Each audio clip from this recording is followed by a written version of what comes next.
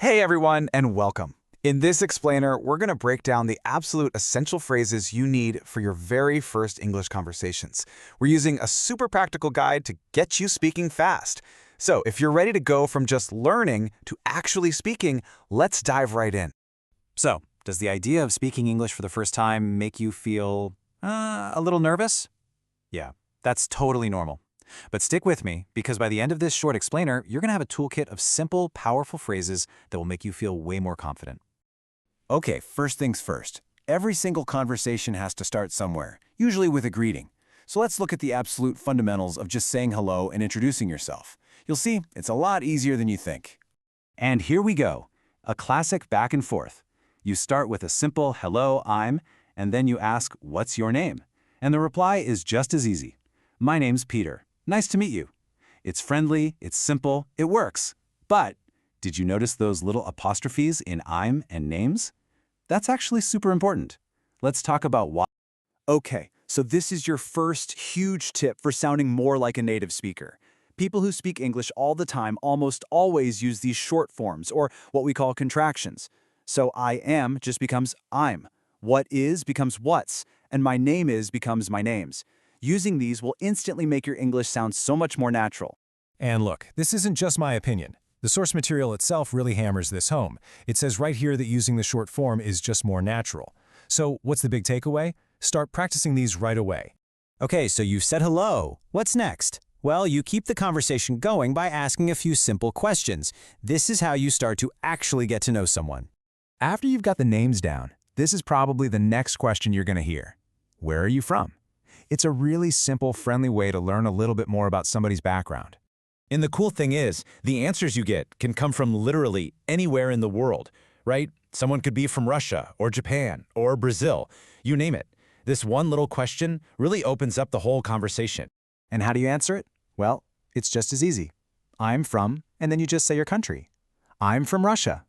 And notice that short form I'm is back again. See how useful it is? It pops up everywhere. Now, let's add a couple more really practical phrases to your toolkit. If you need to get some specific info, you can ask, what's your phone number? And what happens if you don't quite catch a name or a word? This next phrase, it's a lifesaver. Can you spell that, please?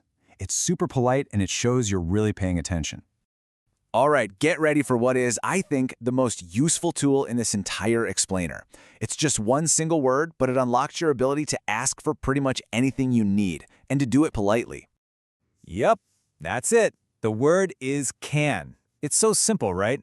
But it is an absolute game changer. Let me show you what I mean. This is what's so brilliant. Just look at how versatile this one little word is. On the phone, you say, can I speak to? In a taxi, it's can you take me to? In a cafe, can I have?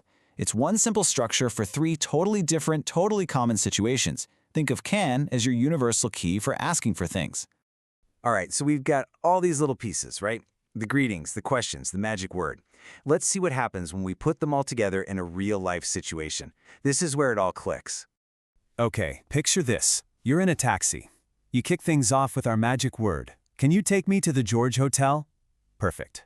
Then you ask a really practical follow-up question. What's the fare, more or less? And just like that, you've confidently handled the whole thing. Easy, right? Phew.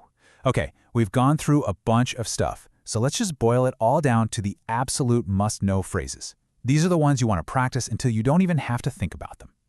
Seriously, think of this list right here as your conversation survival kit. With just these 5 questions and phrases, you can introduce yourself, ask about them, politely ask for things, and get clarification when you need it. The main point is, if you just nail these 5, you are way ahead of the game. And hey, if you're still feeling a little shy about how to even start a conversation, the textbook gives you this perfect icebreaker. It's so smart because it's honest, it's polite, and it sets a really friendly tone. You'd be surprised how happy most people will be to chat with you when you start like this. So there you go. You've got the tools, you've seen how they work, you even have a line to get started. The only thing left to do is, well, to do it. So I'll just leave you with this one thought.